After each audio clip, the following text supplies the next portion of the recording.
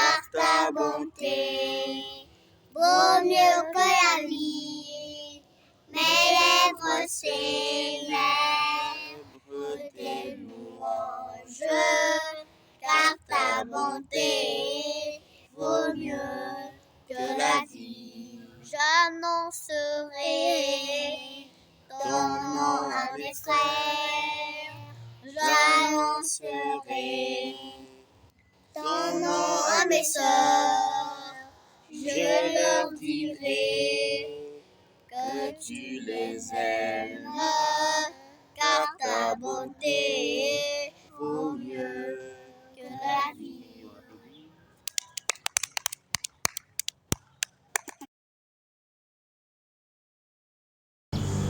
Le meilleur soi. Le meilleur soi. Un meilleur soi. Sujet très très profond, très large et très important. Et je veux approfondir certaines choses que j'ai dites avant. Comme par exemple au moment où je parlais du fait que la clé pour se débarrasser du sentiment du vide, de manque, de mal-être, c'est de revenir au souvenir de qui on est. Il y a quelque chose de très important qu'il faut clarifier, qu'il faut préciser. J'ai parlé du fait de revenir à la conscience de qui on est, et cette conscience-là entraînera automatiquement les sentiments qui accompagnent cette conscience. Comme si je te révèle que 10 millions de dollars viennent d'être crédités dans ton compte et que tu vérifies effectivement auprès de ton agent commercial ou bien dans tes données bancaires en ligne, et tu vois qu'effectivement 10 millions de dollars et c'est pour toi. Tu en as l'information, tu en as conscience, mais cette conscience-là ne va pas se limiter à être toute seule. Elle va venir avec beaucoup de sentiments, de joie, de soulagement, d'assurance, tous les sentiments qui peuvent accompagner le fait d'avoir de l'argent. La sécurité mentale, voilà. Il y a toutes sortes de choses. Donc c'est juste pour illustrer le fait que les sentiments accompagnent une information, accompagnent une conscience. Et quand j'ai décrit le fait que revenir à la conscience de son identité fondamentale, du bonheur inconditionnel que nous incarnons en tant qu'image du divin, tous les sentiments qui accompagnent cette conscience-là se lèvent aussi. Il y a ce que je veux clarifier surtout, c'est quoi? C'est que, en fait, ce que je veux approfondir, ça n'exclut pas le bonheur inconditionnel, le bien-être inconditionnel, la paix, la quiétude et le fait d'être sécurisé intérieurement par tout ça, être imperméable aux choses extérieures, au mal-être et tout ça, n'exclut pas les émotions. Les émotions, les sentiments négatifs. Non, ça n'exclut pas ça. Le bien-être inconditionnel, en fait, quand vous analysez bien ce que je dis, en vérité, l'expression que je n'ai pas utilisée, mais qui est très importante, c'est l'état d'esprit. Le bonheur, c'est un état d'esprit. Ce n'est pas un sentiment. Ce n'est pas une émotion. Et à un certain moment, j'avais aussi parlé du fait que le bonheur a perdu son sens le plus profond, le plus authentique. C'est aussi dans ça. Le bonheur est perçu comme un sentiment. Le bonheur a été réduit de son sens profond, réduit à l'idée d'un simple sentiment ou une émotion ou une sensation. Non, c'est un état d'esprit. Et l'état d'esprit, c'est d'une dimension qui surpasse le stade des sentiments. Donc, et un état d'esprit, en fait, à mon sens, c'est beaucoup plus une disposition de cœur ou une attitude qu'on choisit d'avoir, un engagement qu'on prend, une décision qu'on prend d'avoir telle ou telle disposition, quelles que soient les réalités, les circonstances. Mon enfant, il peut déranger, il peut être turbulent, il peut même mal me parler, ça va me faire mal, ça va me blesser, j'aurai du chagrin, une émotion négative, un sentiment négatif, mais ça n'exclut pas mon engagement à l'éduquer, à l'aimer, à le chérir, à le protéger et à le faire grandir. Donc, l'état d'esprit, c'est beaucoup plus par rapport à la disposition de cœur que je choisis d'avoir dans telle ou telle chose de manière durable, indépendamment de ce que je ressens. L'engagement que je prends envers le fait d'éduquer, d'instruire, de guider mon enfant n'est pas conditionné par le fait que l'enfant se comporte mal ou pas. Je ne vais pas renier mon enfant parce qu'il s'est mal comporté, parce qu'il m'a mal parlé, parce que je me sens mal. Donc c'est juste pour illustrer le fait que le bien-être inconditionnel là, dont je parle, c'est un état d'esprit qu'on choisit d'avoir, mais qui n'exclut pas le fait que dans la réalité, dans les circonstances de tous les jours, certaines situations peuvent nous procurer des émotions négatives, peuvent nous procurer des sentiments négatifs, peuvent nous affecter intérieurement au niveau de l'âme, mais seulement à cause de la disposition, de l'état d'esprit qu'on a choisi d'avoir, de se souvenir de soi, d'être soi-même heureux malgré tout. On fait le choix de ne pas se laisser dominer par ces sentiments négatifs et rester dans la dimension du bien-être inconditionnel, de la paix, l'assurance et toutes sortes de choses qui sont liées au moi intérieur, au vrai moi. Donc c'est ça, il faut bien comprendre. Donc en vérité, ça va peut-être paraître un peu drôle, mais il est possible d'être heureux, mais d'être triste à certains moments. Il est tout à fait possible d'être heureux, mais d'éprouver de la colère, d'éprouver du chagrin. Les émotions négatives font partie du flot de la vie et ça fait partie du grand tout, ça fait partie des situations. Ça fait partie de l'expérience de tous les jours. Donc c'est quelque chose qui est inhérent à l'expérience humaine, qui ne va pas être exclu à cause du bien-être, la lumière et tout ce que vous voulez. Non, non, non, non, non. Ça fait partie, mais seulement on prend la décision de ne pas rester dans cette dimension inférieure et de garder la disposition supérieure de être bien malgré tout. Et c'est là que se passe la lutte. C'est là que s'engage un combat. Le vrai combat, en fait, quand on choisit de revenir à ces dispositions, la lutte maintenant dans le fait de se souvenir, c'est quoi? C'est que, il faut bien comprendre, c'est il faut constamment se battre intérieurement pour se souvenir. Se souvenir de ce qu'on est fondamentalement. Pourquoi? Parce que dans la vie de tous les jours, dans le quotidien, dans les activités, notre attention est sollicitée par tout et n'importe quoi. On est facilement distrait par les choses de la vie, par nos occupations, par ci ou par ça. Notre âme est facilement plongée dans ci ou dans ça. Voilà. Donc, notre attention est tellement sollicitée dans les choses que très vite, les réalités du monde et les réalités telles qu'on les a connues, les mauvaises habitudes telles qu'on les a cultivées, nous réclament en fait. L'ancienne nature, l'ancienne disposition, celle de se concentrer sur les conditions extérieures, ce n'est pas parce que tu as choisi de revenir au vrai toi que ça n'a plus de menace ou de danger pour toi. Non, non, non, non, non. Ça représente toujours une menace. Ça va te réclamer tout le temps. Ça te réclame à tout moment. Ça te sollicite tout le temps de toutes sortes de manières. Et le combat maintenant, c'est de se discipliner constamment mentalement pour se souvenir que non, non, non, je ne suis pas dépendant des circonstances. Mon bien-être dépend de l'intérieur de moi, de la puissance divine en moi et je dois continuer de rester dans cette disposition. L'exercice maintenant, c'est de développer cette habitude, ce réflexe de constamment rester dans cette disposition positive-là. Donc voilà, ça c'est très très très important. Ces choses telles qu'on les a connues, ça nous sollicite tout le temps, ça nous réclame. Les mauvaises habitudes nous réclament. Tu peux vouloir la fuir et ça te réclame. C'est comme une addiction. Mais il t'est possible de résister à ça et de ne pas céder si tu choisis avec la volonté ferme de continuer dans cette disposition parce que tu comprends l'enjeu. Tu comprends que c'est ta survie mentale qui est en jeu. Et puis, comme je dis tout le temps, revenir aux souvenirs réguliers, par soi-même, c'est compliqué c'est une lutte, c'est un combat. Et des fois, c'est épuisant. Très souvent, c'est épuisant, c'est lourd. Mais nous, croyants, il nous est recommandé de constamment nous référer à l'Esprit supérieur, à l'Esprit Saint. Parce que là où nous allons faiblir, lui, lorsqu'on va à son contact, il nous accorde les forces nécessaires pour regagner des forces, reprendre de la vigueur mentale et se ressouvenir de qui nous sommes vraiment. Donc c'est une démarche, une entreprise dans laquelle on entre en incluant la donnée importante de l'Esprit Saint, de l'Esprit de lumière, de l'esprit de vérité, de l'esprit de révélation. Lui, quand on s'associe vraiment à lui, c'est vraiment comme un partenaire.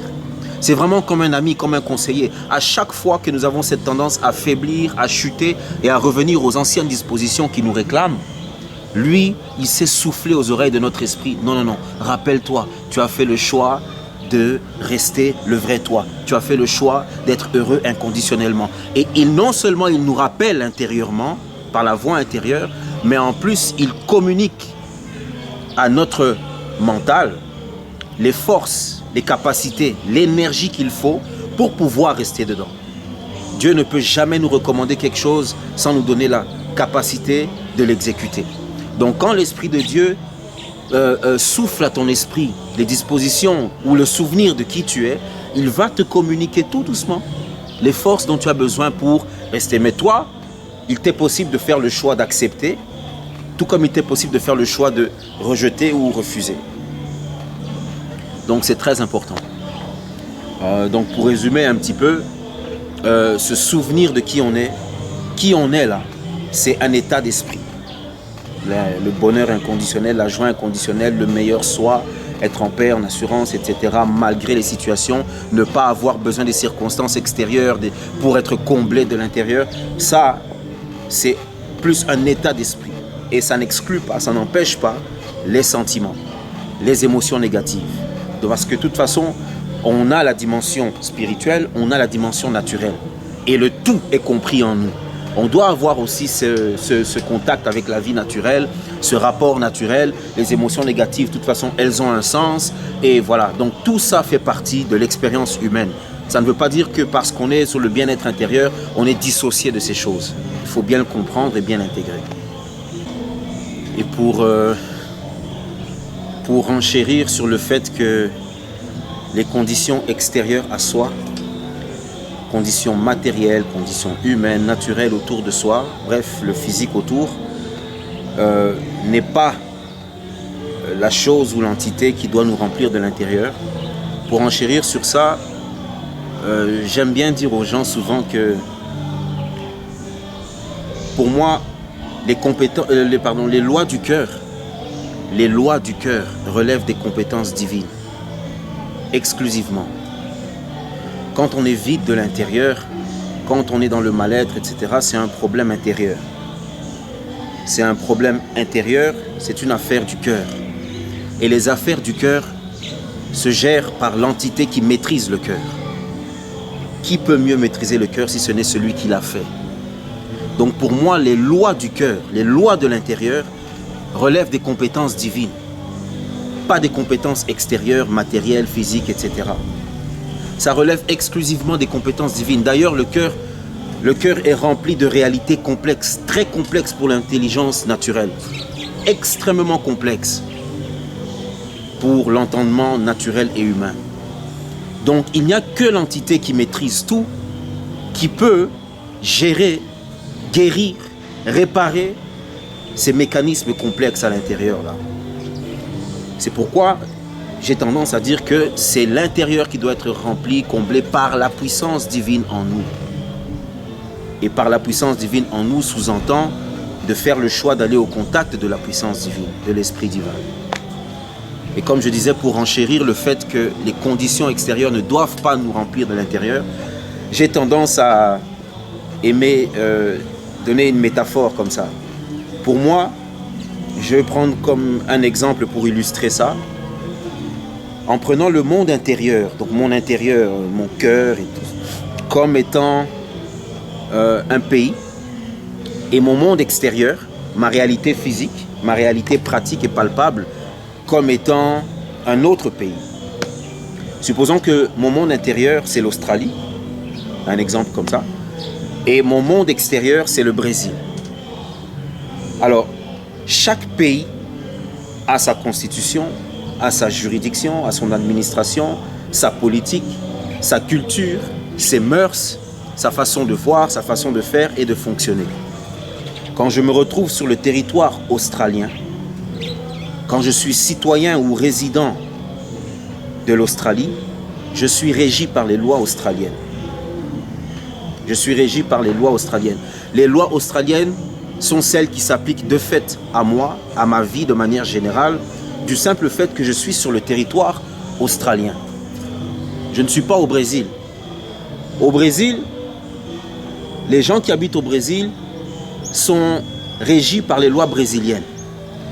Alors quand je vois, moi, beaucoup de gens se référer à l'extérieur d'eux, les relations, les addictions, ceci, cela, etc., l'argent, le gain, poursuivre toutes ces choses pour être comblé, rempli à l'intérieur, la reconnaissance des autres, par exemple, la reconnaissance d'une personne, etc., pour se sentir plein, pour se sentir rempli, être à la quête des conditions extérieures pour remplir l'intérieur. Pour moi, c'est un peu comme si tu es en Australie, tu as un problème avec la justice australienne, avec le gouvernement australien, tu as peut-être commis une faute ou une erreur, ou tu as un problème avec l'administration australienne, mais tu vas recourir aux lois brésiliennes pour gérer un conflit australien. Ça n'a aucun sens. Je pense qu'on est d'accord sur le fait que ça n'a aucun sens. Tu ne peux pas être en Australie et dire que j'ai un problème maintenant, mais on va traiter le problème avec les lois brésiliennes. Qu'est-ce que le Brésil a à voir à ce moment-là avec l'Australie, puisque tu es sur le territoire australien, tu n'es pas sur le territoire brésilien. Donc quand tu as un problème intérieur, un problème de vide, un problème de manque, un problème de blessure intérieure, un problème qui demande réparation, un problème qui doit se gérer au niveau intérieur, tu ne peux pas recourir aux lois d'un autre monde, d'un autre univers, d'une autre dimension pour gérer celui-là. Tu dois recourir aux lois de l'intérieur pour gérer un problème intérieur. C'est comme ça que ça se passe. C'est comme ça que ça se passe. Et ce phénomène se confirme et s'observe dans le fait que, on le voit très bien dans l'expérience de vie, l'expérience a démontré que ces choses auprès desquelles on court tant ne nous remplissent pas comme on voudrait qu'elles nous remplissent. De temps en temps, comme j'aime bien dire, ça nous procure une certaine sensation d'être rempli, ou une sensation de bonheur, une sensation de bien-être, et ça part très vite. Pourquoi est-ce que ça part? Parce que ce n'était pas solide. Parce que ce n'était pas le fondement ou la base dont on avait besoin. Pourquoi est-ce que ça part? Parce que ce n'était pas consistant. C'était trop léger. Un simple souffle et ça s'est envolé comme une plume. C'était pas assez lourd, assez solide. Et la seule entité qui est assez solide pour te permettre de rester dans cette dimension-là, c'est l'entité invisible, l'entité divine, et donc les lois du cœur. Les lois du cœur relèvent des compétences divines. Donc il faut éviter de vouloir être rempli, de vouloir être reconnu, de vouloir reconnaître la gratification, la satisfaction, le soulagement en se référant au matériel, aux gens, mettre sa confiance dans l'être humain, mettre sa confiance dans ce qu'on possède, dans ses ressources, même sa propre intelligence naturelle est quelque chose en quoi il faut éviter de se fier du moins à 100%. L'intelligence naturelle a une grande part, il faut s'y référer, mais il faut faire très attention. Très très attention, c'est très délicat. C'est très délicat. Donc recourir au monde extérieur pour combler les lois du monde intérieur, c'est aberrant. Ça n'a pas de sens. C'est pratiquement de la démence, c'est même ridicule quelque part. Tu recours aux lois brésiliennes pour gérer un problème australien sur le territoire australien. Tout le monde te dira que tu fais n'importe quoi et que ça ne peut pas marcher. Tu seras disqualifié, tu seras sanctionné et tu vis cette disqualification et cette sanction par le fait de te sentir mal après. Donc la solution se trouve plus loin, à l'intérieur de toi. La formule, c'est d'être centré sur soi, d'entrer au plus profond de soi. C'est tout un exercice, c'est tout un procédé qui peut faire mal aussi, parce que tu ne trouveras pas forcément la réponse directement. Il faut chercher, chercher, chercher. Le cœur, c'est comme une carrière minière. Dans une carrière minière, dans les profondeurs du sol, il y a des minerais. Et dans le fond de ton cœur, dans le fond de toi-même, dans le dépôt de ton esprit, dans ton homme intérieur, il y a des richesses, des potentialités surnaturelles, des potentialités qui peuvent te guérir, des réponses, des solutions, au-delà de ce que tu penses. Mais pour pouvoir accéder à ces richesses enfouies, il faut creuser et creuser et creuser et creuser. Or, creuser est un exercice, creuser est un travail, ça demande du dévouement, ça demande du sacrifice, ça demande de la transpiration, ça demande beaucoup de choses. Et plus on creuse profondément, plus on s'isole. Parce qu'on est en train d'aller de profondeur en profondeur, il fait de plus en plus noir. C'est pourquoi, quand tu te recherches vraiment, quand tu recherches ta vérité, quand tu recherches les informations sur ta destinée, tu verras que ça fait mal à certains moments. Tu es inconfortable parce que tu es dans une position où tu es en train de creuser dans un grand trou profond. Il faut aller chercher profondément pour trouver les richesses. C'est comme quand on veut faire un forage d'eau. Il faut puiser à des dizaines et des dizaines de mètres dans le sol pour atteindre la nappe, pour pouvoir bénéficier de l'eau. L'eau qui est la réponse, l'eau qui est la richesse, l'eau qui est la substance dont on a besoin. La nature est à l'image de notre réalité spirituelle, de notre réalité naturelle. Donc quand tu te recherches, sache que ça peut être inconfortable, mais tu dois avoir la conscience que tu vas vers quelque part. Tu vas quelque part, pardon. Et tu vas assurément trouver quelque chose. Et quand tu sortiras de là, tu seras quelqu'un de miraculé. Tu seras quelqu'un de guéri. Tu auras un message à offrir. Tu auras des compétences à offrir. Et donc voilà. Et dans le même ordre d'idées, par rapport au monde extérieur, monde intérieur,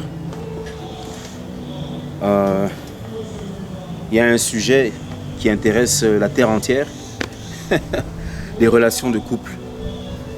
Les relations de couple, par exemple. Moi, ça me fait de la peine. Ça me chagrine de voir comment le monde, en tout cas en majeure partie, s'est vraiment mis à fonctionner comme ça.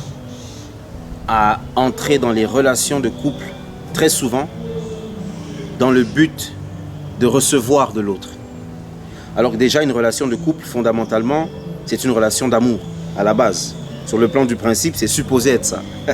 Je sais que dans la réalité, il y a beaucoup de choses qui se passent, mais sur le plan du principe, à la base, c'est une relation d'amour. Or, l'amour, dans son fonctionnement, la machination de l'amour consiste en l'idée d'abord et avant tout de donner.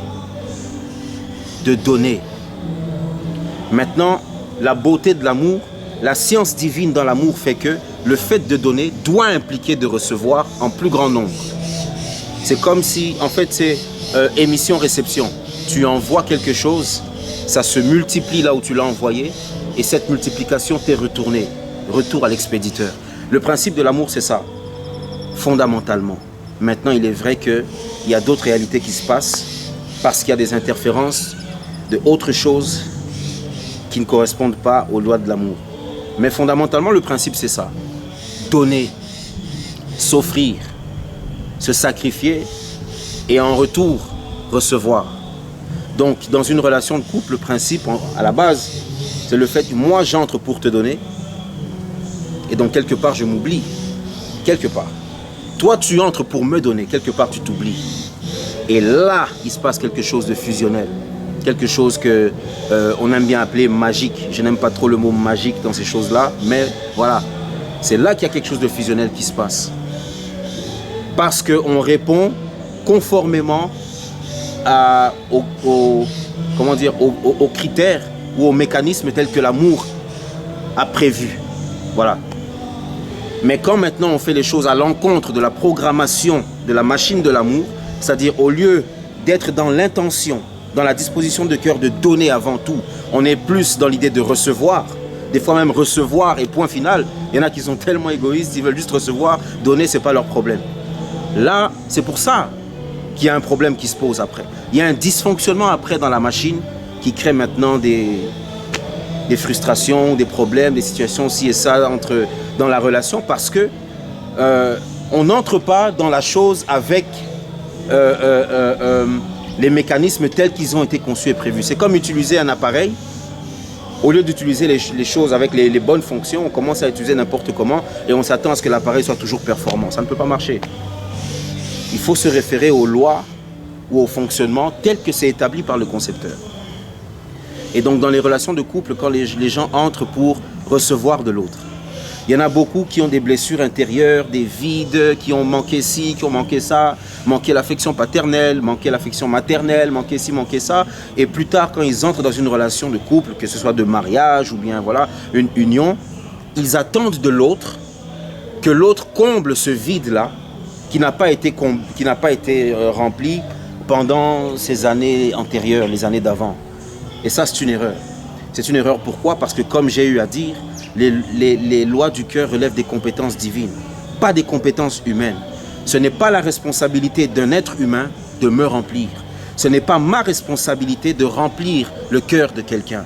Non. C'est pourquoi y a des gens qui voient des fois le célibat comme une oppression ou une malédiction ou un moment pas intéressant, alors que le célibat, c'est la période généralement la plus riche de ta vie. C'est une période importante qu'il faut rentabiliser. Parce que c'est pendant cette période-là qu'il faut se construire de l'intérieur, être rempli. Laisser Dieu, l'Esprit de Dieu, nous remplir et vibrer sur la fréquence du vrai nous, pour que lorsqu'on entre dans une relation de couple, on entre avec les objectifs de Dieu, avec les intentions de Dieu et le fonctionnement de Dieu. Ce qui se passe dans la réalité de manière générale, c'est qu'on sait fabriquer notre propre fonctionnement, notre propre jeu, et on essaie tant bien que mal d'adapter notre fonctionnement à un mécanisme qui nous dépasse en vérité. Non. Donc voilà, les lois du cœur relèvent des compétences divines, pas humaines. Ce n'est pas la responsabilité d'un tel ou d'un tel de me rendre heureux. Et ce qui se passe maintenant, c'est quoi? Ce qui me fait très mal, c'est quand on voit comment, par exemple, une femme attend de l'autre qu'il soit constamment en train de faire des choses ou de dire des choses qui vont la rassurer. Constamment. Mais vraiment constamment, sans arrêt. Et quand il ne joue pas ce rôle-là, quand il ne fait pas ça, elle se sent mal. Elle est dérangée. Elle sent qu'il lui manque quelque chose. C'est ça que j'appelle être victime. C'est vraiment ça que j'appelle être victime. Être victime et être dépendant. Parce que là, dans ce cas ici, pour cette femme qui a ce vide émotionnel, qui n'a pas été rempli quand ça devait l'être, et qui attend de l'autre maintenant qu'il remplisse ça, c'est attendre de l'autre qu'il joue un rôle ou remplisse une fonction dont il n'a ni les compétences ni la responsabilité. À un certain moment, il a beau essayer, il a beau se donner à ce jeu-là, mais puisque ça ne relève pas de ses compétences, à un moment donné, ça va le dépasser. À un moment donné, ça va le dépasser et il va faillir. Il va faillir, assurément. Et d'ailleurs, dans ce cas-là, en vérité, moi, on appelle ça de l'amour, une relation d'amour, mais pour moi, c'est plus de l'amour. Je peux utiliser même un terme qui peut choquer. Pour moi, c'est même... Donc, en fait, c'est quoi? Quand tu joues ce rôle-là, de me rassurer, de faire des choses qui vont, on va dire, me remplir de l'intérieur, je t'aime. Et quand tu arrêtes de jouer ce rôle-là, quand tu arrêtes d'être cette personne, je suis malheureux, je suis pas à l'aise du tout, je suis inconfortable, et donc je ne t'aime plus de la même manière, je ne te vois plus de la même façon. Donc, l'amour que j'ai pour toi est conditionné par l'attitude que tu as, le comportement que tu as. Et là, on revient encore au fait d'être conditionné par les choses extérieures. Par les choses extérieures. En soi, ce n'est pas de l'amour. Moi, pour moi, c'est l'expression dont je parlais, c'est de la négociation, en fait. C'est comme une transaction d'affaires. C'est comme du marchandage, en fait. Donc, je veux que tu joues ce rôle-là. Si tu joues ce rôle-là, c'est bon. Je t'aime. Si tu ne joues pas ce rôle-là, je ne t'aime pas. Donc, l'amour est conditionné. Alors que l'amour, tout comme le bonheur, dans son fondement, est supposé être inconditionnel. On n'aime pas parce que l'autre se comporte bien ou se comporte mal. On aime parce qu'on aime. S'il faut une raison au fait que je t'aime, c'est plus de l'amour dans son sens le plus profond, le plus authentique, dans le sens divin du terme. C'est autre chose. Mais on appelle ça de l'amour. Et comme j'ai dit, on s'est fabriqué comme ce jeu-là. Et très souvent, pour revenir à l'idée du fait que nous attirons à nous, quand je dis souvent nous sommes des champs magnétiques spirituels, et nous attirons à nous des choses qui sont conformes à la fréquence vibratoire de nos cœurs, vous vous rendrez compte la plupart du temps que la personne avec qui j'ai fini par être, quelque part, ressemble à mes attentes. Quelque part. Lui aussi, c'est-à-dire quoi? Lui aussi, de son côté, a quelque part un vide qu'il attend que moi je remplisse. C'est là où je dis que c'est vraiment une transaction. C'est vraiment... non. Et quand les gens parlent souvent de cette expression courante, là, ma moitié, j'ai trouvé ma moitié, que tu trouves ta moitié. Comment ça, ma moitié? Pourquoi ma moitié? Comment est-ce que je peux être la moitié de quelqu'un et quelqu'un peut être ma moitié? Ça, c'est vraiment une conception, une perception des choses liées à la dépendance, liées à la victimisation, liées à l'infériorité. Et donc, être déconnecté de notre pouvoir, du vrai nous, puisque si je suis à moitié et toi tu es l'autre moitié, bon, le jour où tu décides de t'en aller, je deviens incomplet pour la vie. Si pour une raison malheureuse, il t'arrive de disparaître de ce monde, donc moi, je suis incomplet toute la vie. Pourquoi rendre l'autre aussi, pourquoi donner autant de pouvoir à une autre personne? Non, on n'est pas à 50%, 50%. Je suis 100%, tu es 100%. Et nos deux complétudes, quand elles se mettent ensemble, c'est pour créer une plus grosse complétude qui crée quelque chose de fusionnel et de grand. Ces deux complétudes qui se lient pour créer quelque chose de fusionnel. Ce n'est pas une moitié et l'autre et une autre moitié et on essaie tant bien que mal de se réparer, de se... Non, ça c'est le jeu auquel on a choisi de jouer et qui est courant et que voilà, on est tellement habitué à ça, je peux même dire qu'on s'y affectionne tellement que on a fini quelque part même par aimer ça de cette façon. C'est pourquoi quand moi ou des personnes comme moi peuvent parler de ces choses que je parle, il y a une catégorie de gens qui ne peuvent pas accepter ce message. Il y a une catégorie de gens qui vont rejeter vraiment en bloc, catégoriquement, ce que je suis en train de dire. Mais en soi, c'est ça. Quand de mon côté, je me suis livré à cet exercice et j'ai été rempli sans le concours des autres ou de quelqu'un d'autre et que le partenaire là avec qui je serai s'est laissé aussi de son côté remplir, etc. Puisque je suis rempli de par moi-même, ou plutôt par la puissance divine en moi, puisque je suis comblé, puisque je suis émotionnellement riche, puisque je n'ai plus besoin de ces conditions extérieures ou de quelqu'un pour me le rappeler. Après, ça n'exclut pas que naturellement, on puisse rassurer l'autre ou bien rappeler certaines choses. Mais ça, c'est encore un autre sujet, c'est encore plus approfondi. Mais en soi, si moi-même, je vibre sur cette fréquence de complétude et que l'autre vibre sur cette fréquence de complétude, quand je me mets avec toi, en fait, là, je t'aime vraiment. Il n'y a même plus de doute sur la sincérité de l'amour, puisque je t'aime vraiment, sans raison. On ne peut pas coller une raison au fait que je t'aime. Puisque ce n'est pas parce que tu me procures ci ou ça. Indépendamment de toi, j'arrive à être ou à avoir tout ce dont je peux avoir besoin ou tout ce que je peux être. Et toi, la même chose. Donc, quand on est ensemble, c'est désintéressé en fait.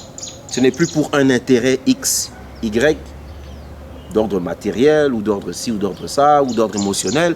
Non, c'est vraiment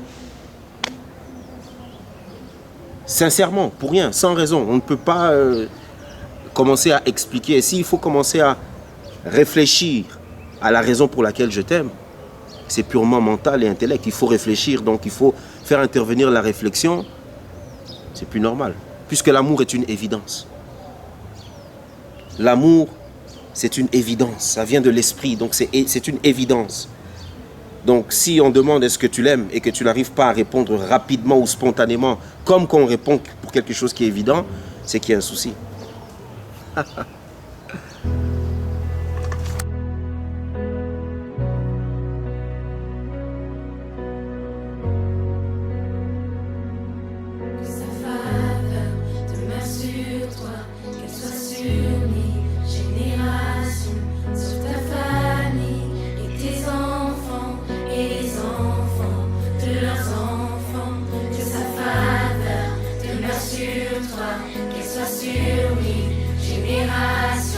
Sur ta famille et tes enfants et les enfants de leurs enfants.